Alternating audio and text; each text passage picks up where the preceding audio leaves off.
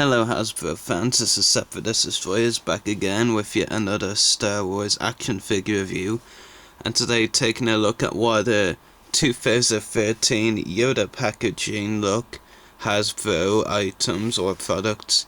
It is the 501st Legion AT-AT with 501st ARF Trooper and TX-21 tactical droid from the Clone Wars line. Now, this pack is kind of an ironic kind of one, because we only just got the Yoda packaging, and the class 2, these mini rigs, they only just went to 2 figures for these sets, and basically apparently the mini rigs are going on hiatus, and the Yoda packaging look, well, basically what we've seen for the Yoda packaging look so far is going to be what we get, and because the Yoda packaging look is going away almost as quickly as it started. Even before it started for some people. So basically this is one of the few mini rigs in the Yoda look, and it's the Clone Wars mini rig in the Yoda look, and the Clone Wars animated figures also ironically are going away, the animated style. But this pack, as it has all those ironies to it, it's a great set to end that animated style on, or what they're releasing several items right now, and this is one of the animated items that is really great to go out on, because it actually is a great mini rig in my opinion. Though I do have a few nitpicks with it, of course, but I'll just go straight to the figures first. So first up we have TX-21 tactical droid. I'll just start with the Separatists. This is the third tactical droid we have seen in the Clone Wars line. We got the 2 that appeared in the Ryloth trilogy back in Season 1, TX-20 and TA-175, I think they were. Now is a pretty good figure. I like the paint job and the decos on it. The paint job is really good. I like all the green details they put on the figure. And I'll just give you a quick zoom in. It is a really cool figure.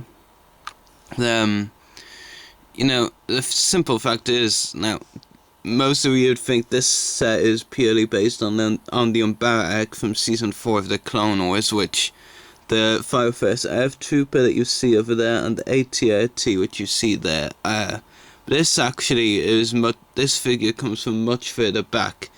TX-21 actually served Poggle the Lesser, the CIS Council leader, in the Geonosis arc back in Season 2. So this figure is actually a Season 2 figure, and it's not actually from the Umbara, which is quite weird that they put him in there, but lots of people have been saying, oh, we want Umbarans, but you gotta think, not Lego, Hasbro, it's not realistic for them to make the Umbarans like that. With the way they were treating the Clone Wars line as it was never gonna happen. I've wanted to see them release some more tactical droids. The first tactical droid release, which was TX-20 actually, the one in Innocence of Ryloth, he was a really hard basic figure to come by. TA-175, more easier to come by, but it came in a mini rig, still not quite as easy. And then there's this one, and I'm not quite sure. I know the Clone Wars and movie was waves in the Yoda packaging. They're European exclusives, but I'm not sure if these 4 mini rigs are. They might just be actually, but it's a really cool figure with a good paint job, and it's my second tactical droid. As I said, TX-20 was a really rare one, so I don't have him. Hopefully I will sometime though. But TX-21, really cool tactical droid figure.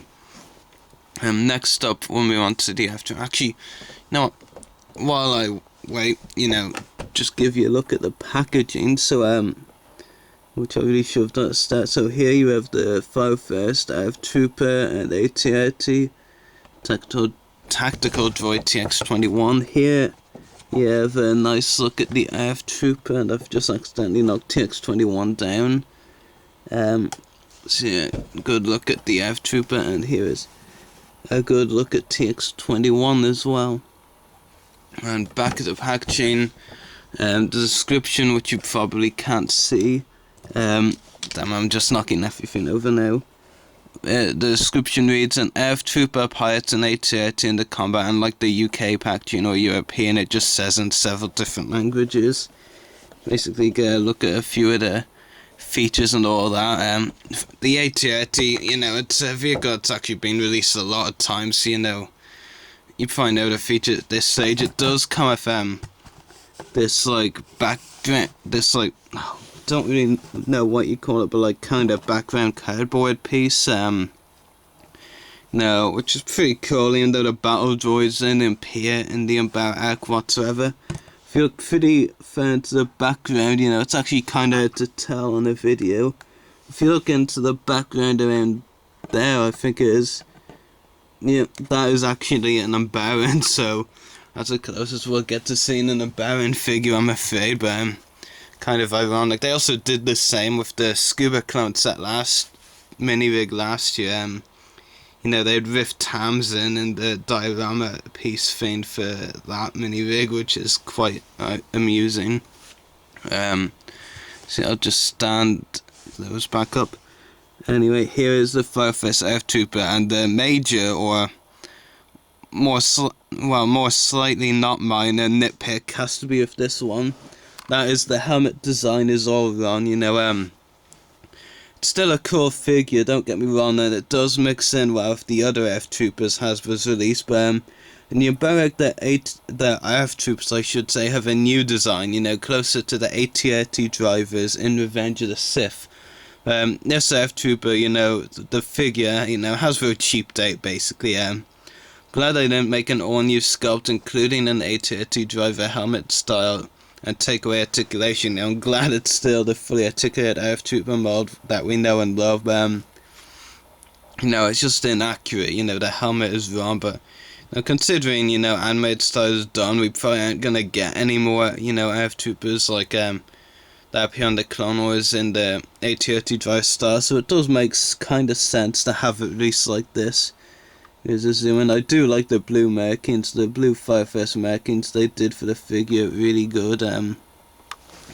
Actually, just first to say the articulation for TX-21, you got a ball jointed head, ball jointed shoulders, ball hinged elbows, I think, swivel waist, or swivel sort of thing, swivel hips and ball hinged feet, ankles. Damn it.